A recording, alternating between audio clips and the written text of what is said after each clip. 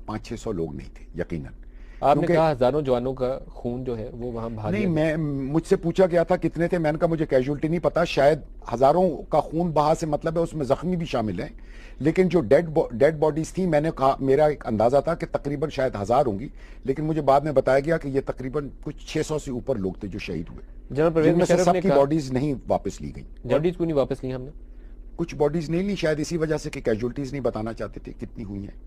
और अगर 500-600 आदमी थे और उसमें 300 मारे गए, तो आधी फौज जो हिस्सा ले रही थी वो तबाह हो गई। जून के महीने में हमारी पोस्टें गिरना शुरू हो गई थी। उसके बाद हमने ये देख लिया कि अब हमारे लिए उसके बाद मुझे एक दफा कहा गया था कि तज्जिया करके बताएं कि इन पोस्टों का गिरना कैसे रोका जा सकता है। तो जब मैंने तज्जिया किया तो मुझे पता चला कि जिस इलाके में लड़ाई हो रही है उस इलाके में कोई ऐसी कार्रवाई नहीं रह गई थी जिनसे हम इन पोस्टों का गिरना रोक सकते। एयरफोर्स हम इस्तेमाल कर नहीं सकते थे। यकीनी है कि जो मुशर्रफ साहब कह रहे हैं कि हमारी पोजीशन वहां मजबूत थी और अगर दुश्मन जितना मर्जी चाहता हमें वहां से नहीं निकाल सकता था, ये बात दुरुस्त नहीं है। हमारी पोजीशनें गिर रही थी। क्या ये देखें, ये ऑपरेशन किसी बदनीयती से नहीं किया गया, प्लानिंग गलत थी, तैयारी नामुकम्मल थी, जो कि कमांडर एफसीएनओ को चाहिए था, बिकॉज वो डायरेक्ट ग्राउंड पे कमांडर थे, कि बताते कि मेरी क्या तैयारी है क्या। लेकिन क्योंकि जनरल मुशर्रफ का ये जायजा था कि दुश्मन का इतना बड़ा जवाबी कार्रवाई नहीं होगी, तो अगर ये assumption कैसे थी कि जवाबी कार्रवाई नहीं होगी, कैसे अज्यूम बस कर लिया गया? मैं एक बात कह रहा हम हूं, मारेंगे और दूसरा जवाब नहीं देगा।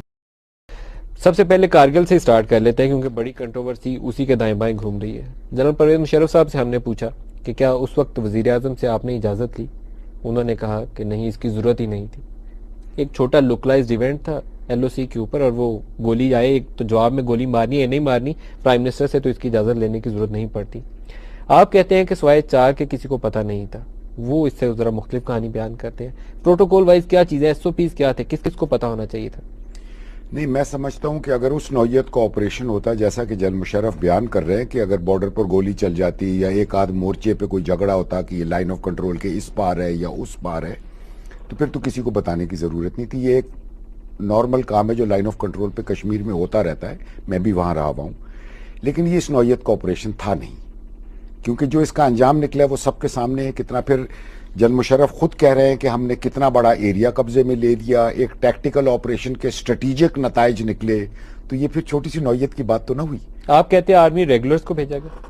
जी हाँ, आर्मी रेगुलर्स को भेजा गया और एनएलआई यूनिट्स, हालांकि वो इन दैट सेंस उस वक्त आर्मी रेगुलर्स नहीं थे, लेकिन आर्मी हेडक्वार्टर के नीचे कमांड कर रहे थे। और ये कहना कि वो रेंजर्स और एफसी की नौयत के ट्रुप्स हैं, ये बात दुरुस्त नहीं है। रेंजर्स और एफसी जो है वो मिनिस्ट्री ऑफ इंटीरियर के नीचे परफॉर्म करती है। क्या नॉर्दर्न लाइट इन्फेंट्री ही थी या उसके अलावा भी? नहीं, रेगुलर यूनिट्स भी थी। रेगुलर यूनिट्स भी थी जी। कितने लोगों को भेजा गया था? नहीं, इससे मैं वाकिफ नहीं हूँ कि कितने लोगों को भेजा गया, लेकिन 500-600 लोग नहीं थे यकीनन। आपने कहा हजारों जवानों का खून जो है वो वहां बहा नहीं, दिया गया। मैं मुझसे पूछा गया था कितने थे, मैंने कहा मुझे कैजुअल्टी नहीं पता, शायद हजारों का खून बहा से मतलब है उसमें जख्मी भी शामिल हैं। लेकिन जो डेड बॉडीज थी, मैंने कहा मेरा एक अंदाजा था कि तकरीबन शायद 1000 होंगी, लेकिन मुझे बाद में बताया गया कि ये तकरीबन कुछ 600 से ऊपर लोग थे जो शहीद हुए, जनरल परवेज जिनमें से मुशर्रफ ने सबकी कहा बॉडीज नहीं वापस ली गई। जनरल परवेज मुशर्रफ ने कहा कि 300 या इससे कुछ जायद का नंबर है, आप कहते हैं 600 है, डबल दैट नंबर है, और सबकी बॉडीज भी और आप ये कहते भी हैं सुनी वापस सुनाई बात है, क्योंकि मैं उन डिपार्टमेंट से मुंसलिक नहीं रहा जहां पर इनके आदाद शुमार लिख के जाते। बॉडीज को नहीं वापस ली हमने? कुछ बॉडीज नहीं ली, शायद इसी वजह से कि कैजुअल्टीज नहीं बताना चाहते थे कितनी हुई हैं। और अगर 500-600 आदमी थे और उसमें 300 मारे गए, तो आधी फौज जो हिस्सा ले रही थी वो तबाह हो गई। आप क्या समझते हैं कि ये एक नाकाम ऑपरेशन था? यकीनन। उसका कोई एग्जिट प्लान सोचा ही नहीं गया कि फॉलो आउट क्या होंगे और उसको हमने कैसे निपटना? प्लान भी नहीं था हमारे पास, यूनिट तो भेज दिया, उसके बाद नहीं सोचा क्या बनेगा। शायद पूरी तरह से तज्जिया नहीं किया गया कि बाहर से क्या दबाव पड़ेगा, इंडिया का क्या रिएक्शन होगा, एग्जिट स्ट्रेटजी क्या होगी। उन्होंने इसके बारे में सोचा था कि इसका बस जो असर सोच लिया कि हिंदुस्तान पर क्या दबाव पड़ेगा, सियाचिन के रास्ते कट जाएंगे, कश्मीर आप पर अपनी मामला किताब आगे में कहते बढ़ेंगे। हैं कि उनके पास और ऑप्शन थी, एयरपोर्ट भी, एक ले वाली स्ट्रिप भी उनके पास मौजूद जी थी हाँ, और उनके भी रास्ते थे। नहीं कटते थे। जनरल साहब कहते हैं कि हमने इंडिया को शाहरग से पकड़ लिया था और वो सियाचिन ऐसा है तक और रसाई थी ही नहीं। नहीं, ऐसा है नहीं, क्योंकि जब ये नेशनल मिलिट्री ऑपरेशन सेंटर में ब्रीफिंग हुई थी कि सियाचिन के रास्ते कट गए, जो ब्रीफिंग जेएस हेडक्वार्टर ने दी थी, मैंने उस पर ऑब्जेक्ट किया था कि ऐसी बात नहीं है। फिर मुझे कहा गया आप जेएस हेडक्वार्टर के साथ बैठ के दोबारा तज्जिया करें। फिर मैंने अगले हफ्ते अपना तज्जिया पेश किया और तमाम वो तरीके बताए जिस तरीके से इंडिया उनको सप्लाई कर सकता था। तो सब जो ने रेगुलर यकीन किया। यूनिट्स थी आर्मी की वो 10th कोर थी? जी 10 कोर 10 कोर से यूनिट्स थी जो वहां डिप्लॉयड होती है यूनिट्स। कब ये फैसला हुआ कि हम अब और यहाँ रुक नहीं सकते, हमें वापस निकलना? कुछ अरसे बाद, मुझे सही तारीख याद नहीं है, लेकिन मेरा ख्याल है शायद जून के महीने में हमारी पोस्टें गिरना शुरू हो गई थी। उसके बाद हमने ये देख लिया कि अब हमारे लिए, उसके बाद मुझे एक दफा कहा गया था कि तज्जिया करके बताएं कि इन पोस्टों का गिरना कैसे रोका जा सकता है। तो जब मैंने तज्जिया किया तो मुझे पता चला कि जिस इलाके में लड़ाई हो रही है उस इलाके में कोई ऐसी कार्रवाई नहीं रह गई थी जिनसे हम इन पोस्टों का गिरना रोक सकते। एयरफोर्स हम इस्तेमाल कर नहीं सकते थे। तो मैंने एक मशवरा दिया कि कश्मीर में किसी और जगह एक छोटा सा महाज खोल देते ताकि यहां से उनको ट्रुप्स निकाल के वहां ले जाने पड़े, क्योंकि कश्मीर से बहुत ज्यादा तोपखाना और सिपा वहां पर गए हुए थे। विड्रॉल तो ये एक वाहिद तरीका था कि उससे उनके ऊपर से दबाव हटाया जा सकता। विड्रॉल का फैसला किसने लिया कि फौज वापस बुला लें, अब तो अपने जवान शहीद हो रहे? देखिए, जो तो पोस्टें हमसे गिर गईं, हालांकि हमारे जवान बहुत ही दिलेरी से लड़े, लेकिन वो हालात कुछ इस किस्म के और तैयारी इस किस्म की नामुकम्मल थी कि जिसके ये असरात निकले।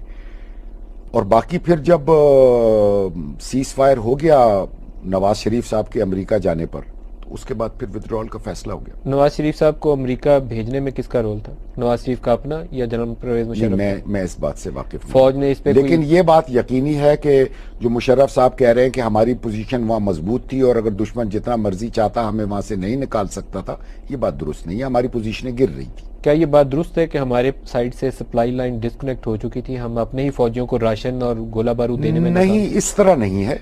कोई सप्लाई लाइन उस पहाड़ के इलाके में ऐसी कोई सप्लाई लाइन नहीं होती। लोअर लेवल पर जाकर, पीछे लेवल पर तो सप्लाई लाइन होती है, लेकिन यह है कि जो चोटियां हमने पकड़ी हुई थी, हिंदुस्तान के ज्यादा फौज उन चोटियों पर कब्जा नहीं कर सकते थे क्योंकि हमारी सिपाही बहुत दिलेरी से लड़ रहे थे।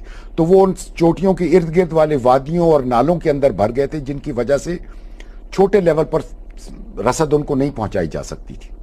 तो उन जवानों का क्या बना जो चोटियों पर कब्जा करके बैठे थे? लड़ते रहे वो। कई जगह पर तो विथड्रॉल ऑर्डर आने के बाद भी उन्होंने विथड्रॉ नहीं किया, और वो तमाम और वहीं पर आखिर गोली आखिरी इंसान तक लड़े, वहीं शहीद हो गए तमाम लोग। हम जिन बार बार जिक्र करते थे वो टाइगर हिल 5353, जी उस पर बहुत लड़ाई हुई। तो वो हमारे जवान कितने थे उन हिल्स के ऊपर? नहीं, मैं ये डिटेल से वाकिफ नहीं हूँ। कितना जिम्मेदार जानते हैं ये शहादतों का जनरल परवेज मुशर्रफ को? कितना जिम्मेदार ठहराता हूं? देखिए, ये ऑपरेशन किसी बदनीयती से नहीं किया गया। प्लानिंग गलत थी, तैयारी नामुकम्मल थी, जो कि कमांडर एफसी